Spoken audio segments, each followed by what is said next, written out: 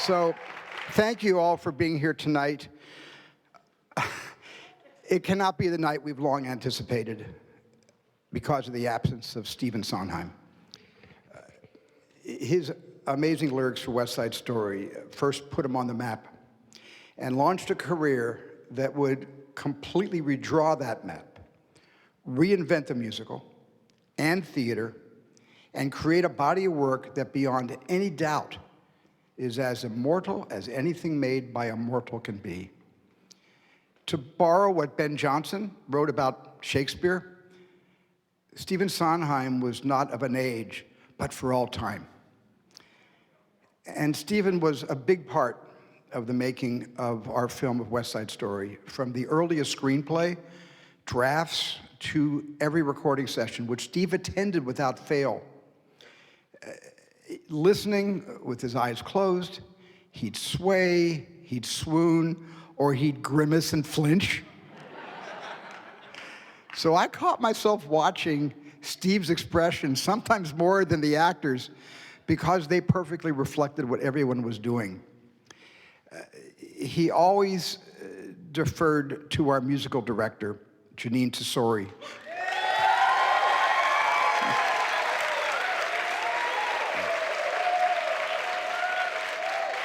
Janine directed all the vocal performances, but his insistence, like Janine's, was on telling emotional truths based on an understanding of character. You can get through any challenges presented by the complicated score, Steve said, as long as you know who you are and what you're feeling. And he and I became good friends. He was SS1 and I was SS2. And I insisted on that ranking. Our friendship formed around the work on West Side Story. It grew when I realized that Steve possessed an infinite storehouse of movie knowledge and trivia. He told me things like about his fondness for actresses with smoky voices like Ida Lupino and Glynis Johns, and how many different ways Margaret Sullivan had died in her films, imagining that her contract with MGM stipulated that she could never be killed the same way twice. Those were the details that never escaped Steve's notice, either on the boards or on the movie screen. And like everyone else on the planet who cares about words and music, I'm heartbroken at this sudden loss. But Steve is here with us tonight in the form of his great abiding genius in the glorious musical he helped to bring into the world 64 years ago. And he's also here in our gratitude for all the art and culture he left behind. Thank you, Steve.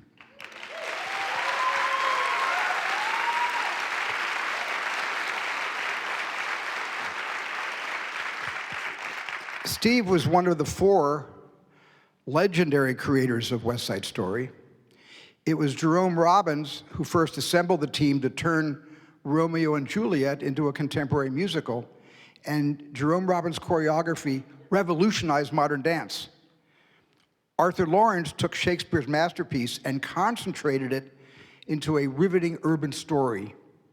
And then Leonard Bernstein composed a score so achingly beautiful and so emotional and so alive, it can only be heard and not described.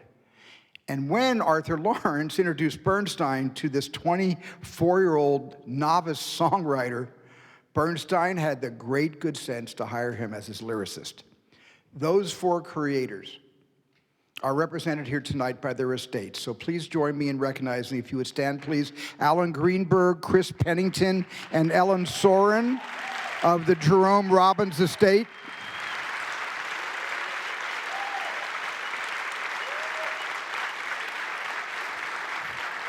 Please welcome David Saint and Jonathan Loma of the Arthur Lawrence estate, if you'll stand up.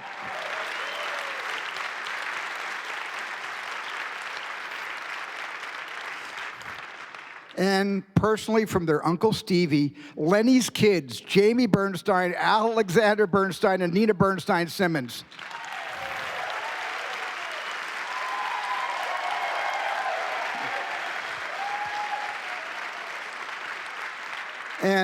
And Rick Pappas, who worked so closely with Steve for so many years. Steve loves that you're here right now. So you guys gave us permission as we set about to interpret the world of these four great artists, the world that they created.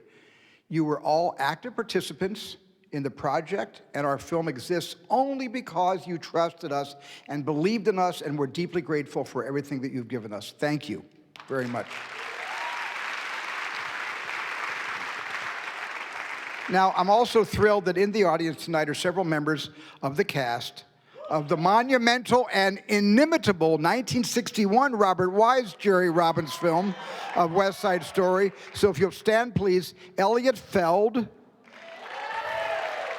David Bean, Burt Michaels, and the amazing Russ Tamblyn.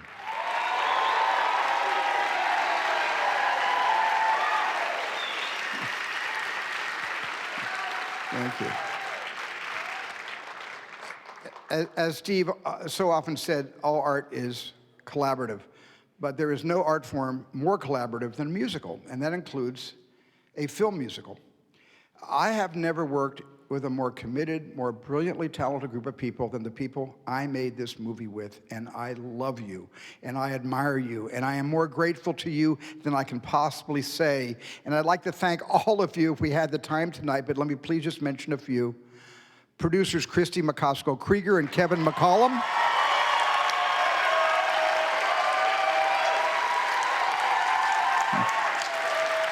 Executive producers Daniel Lupi and Adam Sumner.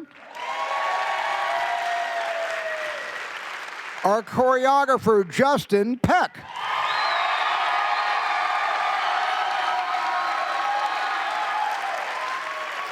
Director of photography, Janusz Kaminski. Production designer, Adam Stockhausen. Costume designer, Paul Tazwell.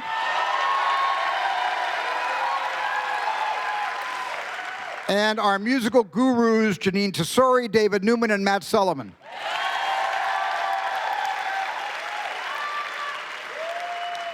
And our conductor, who is not here tonight, Gustavo Dudamel. And our screenwriter, who always is here for me, Tony Kushner.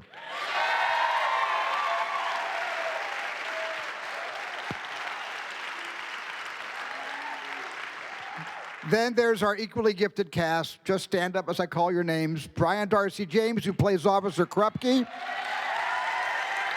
Corey Stoll, who plays Lieutenant Schrank. Iris Menace, who plays Anybody's. Josh Rivera, who plays Chino.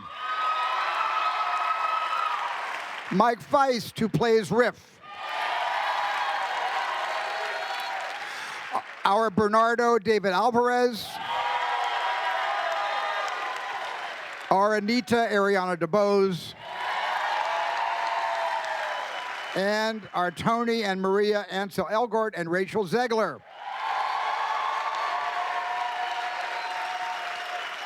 And all the other members of our cast, Sharks and Jackson Light, who are here tonight, will all of you please stand up? Great. Thank you. Okay. And cut. While I'm listing indispensable people, I have to thank the most indispensable of all, who is my wife, Kate Capshaw. Because every time I said to her that this idea of mine of making a new film based on West Side Story was probably the craziest idea I'd ever had, and I need to have my head examined, Kate said what I most needed to hear. She said, "Get over it." She said, "Don't be scared. This will be a good thing to put out into the world. Keep going and lead with love."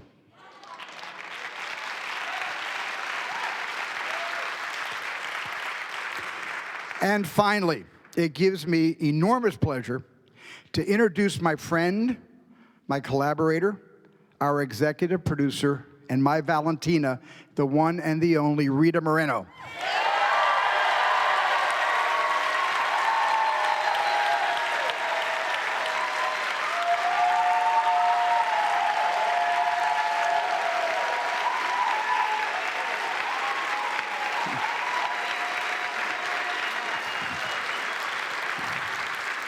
So, thank you all for coming and sharing tonight with us. And thank you, Steve, for the hat. We all miss you.